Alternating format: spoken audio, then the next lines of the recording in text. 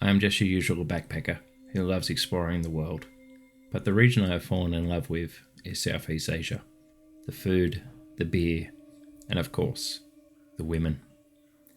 Recently I found myself backpacking about the Philippines and travelling from the Luzon area to the central Visayas region, and I found myself on Siquijor Island. For those who are unaware of Siquijor, it is known as the heart of black magic in the Philippines. It is famous for its traditional witch doctors, otherwise known as faith healers. They are the ones that you've seen in documentaries that can remove cancer or certain sicknesses from the body by performing healing massages. I was warned by my friends not to go to Siquijor, but, being the dumb tourist I am, I didn't listen. I got off the boat and I headed to the jeepney station looking for a ride to the next town down the road. I found myself in a small village. It was in a mountainous area. Green trees were everywhere. It was beautiful. The forest, it seemed like it was alive. The sound of insects making noise and the tropical birds singing overhead. It was truly magnificent. Apparently down the road there is a famous resort nearby, with towering waterfalls and deep blue ponds to swim in. A true tropical paradise. I managed to find a small house to stay in for the night. It was very bare and basic. A small wooden bamboo chair, cement floor, open windows with no glass, made of bamboo, and a small wooden bed with a paper-thin mattress. When it was time to go and get dinner, I left my room and I headed to the nearby restaurant. The streets were paved with cement, and alongside the road there was bamboo mats set out everywhere, and they had fine grains on them that were left to dry in the sun. The restaurant was in a small house with a few small tables and chairs, all sort of cramped together. The waitress came to see me and asked what food I wanted, so I ordered some manok adobo and some garlic rice. Across from me, at another table, sat an old woman. She had grey fuzzy hair that was unkempt, deep wrinkles that creased her brow, and when she smiled, I could see her gums with a few brown, yellow, rotten teeth inside. She wore clothes that were tattered, and they looked like they were 4 sizes too big, and her eyes were a deep brown colour, which stared straight into me across the room. The old lady got up and walked towards me, stopping next to my chair. She started speaking to me in the native dialect, which, surprise, being a tourist, I couldn't understand. I motioned for the waitress to come over and translate. The waitress told me that the old lady was asking to see if I wanted some traditional faith healing. She could see that I did not look healthy, and I possibly had some sickness deep inside. I was in my 20s and very fit, so, I started laughing. The old woman's features darkened as I laughed at her. Looking at the waitress, I told the old woman to be gone and to let me finish my meal. The old lady's hand reached out and touched the top of my head. I thought she was going to say a prayer. The Philippines is a deeply devout religious country. And then I thought she would leave, but instead, she ripped a couple of strands of hair from my head. I yelled at her and demanded to know why she did that. The old lady reached her hand into her pocket, pulling out a small rag doll. She proceeded to wrap my hairs around the neck of the doll, and she started speaking. I had no idea what was going on, but to be honest, it scared the crap out of me. She finished speaking, her hand reached down and picked up a knife off the table, and whilst looking me dead in the eyes, she thrust it into the doll's stomach. I shrieked out in pain. It was intense. I doubled over in agony. Tears filled my eyes. I could hear the old woman laughing, the pain radiating throughout my stomach. It felt like something was sticking out of me. What the hell had happened? I looked at the old woman, her eyes. They were mocking me. It was now or never. I thrust myself upwards, trying to grab hold of the old lady. Next moment, both my legs gave out from under me and they buckled. The old woman had taken the knife from the doll's stomach and slashed it across the knees of the doll. I was crying out in pain. My legs would not work. I screamed at the waitress, begging for her to make it stop. The waitress looked at me and said, "Tipota, you disrespected the Mangkukulam.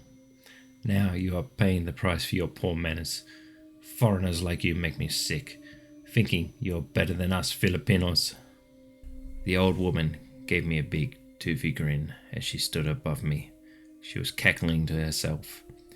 She moved the knife from the doll's knees and placed it over the doll's eye. Please, God, no. A sharp pain started to burst out of my left eye. I could feel the pressure of the knife against it. My vision started to become blurry, and I'm not sure if it was the knife or the pain that I was feeling all over my body that caused the blurriness. The old lady, she knelt down beside me. The doll still in her hand. She placed it on my chest, and then she stood up and walked away. Reaching down, I took the doll in my hand and I quickly pulled my hairs off it and threw them to the ground. The pain, oh God, the pain. It finally vanished and I could stand up again. I ran from the restaurant and I headed directly to my room. Locking the door, I placed my luggage against it to bar it, to make sure no one could get into that room. I did not leave the room again until the morning, and I headed straight to the capital where I arrived the day before, and I took a plane and I left that goddamned island. When I got back to Manila, I saw some friends of mine and I showed them that creepy ass doll the woman had used on me. They said that I was very lucky to have escaped with my life. From that day forth, I became a more humble traveller, especially when I was travelling around Southeast Asia, and I never, ever insulted any old ladies ever again.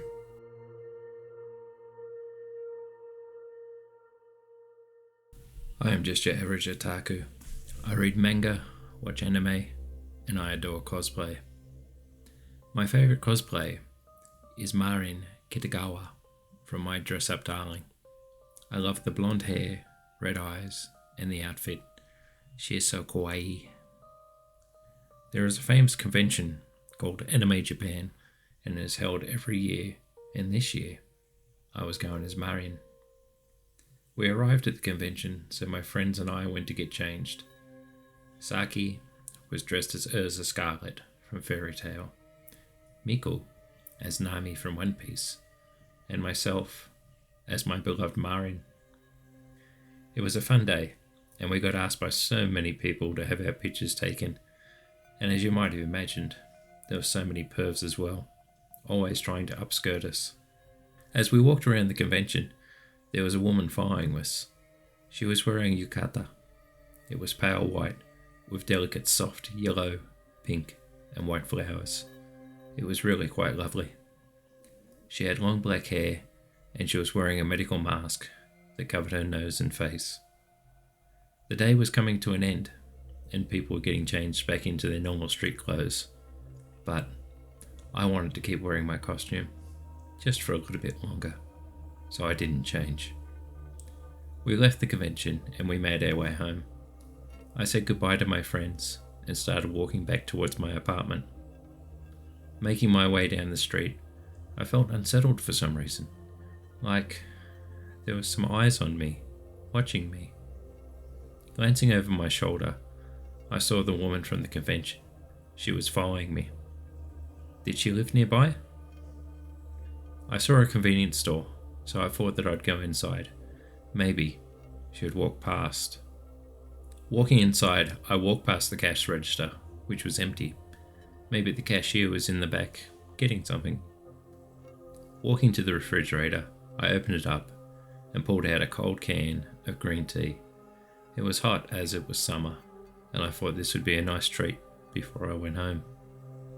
I let go of the door and it swung closed with a soft thud. But what I saw in the glass startled me, and it caused me to drop the can. The woman, she was standing right behind me. I didn't hear her approach. She was so close. I could feel the heat from her body against mine. Turning around, she was mere inches from my face, so I stepped backwards, pressing my back against the cold glass door of the refrigerator. And she whispered to me, "Am I kawaii? Do you think I'm beautiful?" Her voice seemed so full of venom, and I didn't even know how to respond to her. Once again she said, "Am I kawaii? Do you think I'm beautiful?" I stammered out that, "Yes, you're beautiful." And with one hand, she reached up and she pulled the mask off her face, letting it drop to the floor. Her face, it was deformed. Well, not deformed. It'd been cut. She had two large, long slits running from the edge of her mouth all the way to her ears. And as she spoke again, the two slits in her mouth opened, and her lower jaw started to move down slowly. It spread apart further than any human could have been able to open their mouth. It looked horrifying. What about now? Am I still kawaii? Do you think I'm beautiful? I wanted to scream. This monster was asking me if she was cute and beautiful. I managed to whimper to her, "Yes, you are still beautiful." The woman started to laugh and laugh like it was some kind of sick joke. "I'm going to make you look just as beautiful as me." I felt her hand. It grabbed my jaw and it forced it open. I couldn't move. I was pinned against the refrigerator. I tried to scream and thrash, but her grip was too strong. It was no use. Then I saw it. She had a pair of scissors in her hand, and she raised it up in front of me, and she smiled. Those two slits in her face made her look like some kind of demonic beast. Opening the scissors, she placed them on the right side of my mouth, and then she squeezed her fingers. "I am going to make you beautiful, just like he did to me." I heard my cheek beginning to cut. It sounded like the sound of leather being cut open by a knife. The warmth of the blood ran into my mouth. There was so much. I began to choke on it. Once she finished cutting that side, she started on the other. "You are beautiful now, just like me. We can be sisters." I heard the scissors bounce off the floor. The metallic sound rang all around me. The woman let go of me and I slid down to the floor. I could feel the blood. It was all over my body. "Oh God, my mouth, it's falling." I grabbed my jaw and I pushed my mouth closed. It felt like it was going to fall off. I do not know when I passed out or for how long. I was put into a medically induced coma for 3 months so the doctors could try and repair my face and try to reduce my mental trauma. When I did come out of the slumber, the first thing I saw was that woman standing in front of me, and all I could hear was the sound of my flesh ripping. She vanished after a few seconds, and the image was replaced by my mother. I tried to speak, but my voice sounded different now. It was not the same. My words sounded foreign to me, like they were not my own. Looking at my mother, I tried harder to get the words out. It was a struggle, but finally I managed to ask, "Mira." My mother shook her head, and tears came to her eyes, but I had to see it. I had to see my face. "Mira."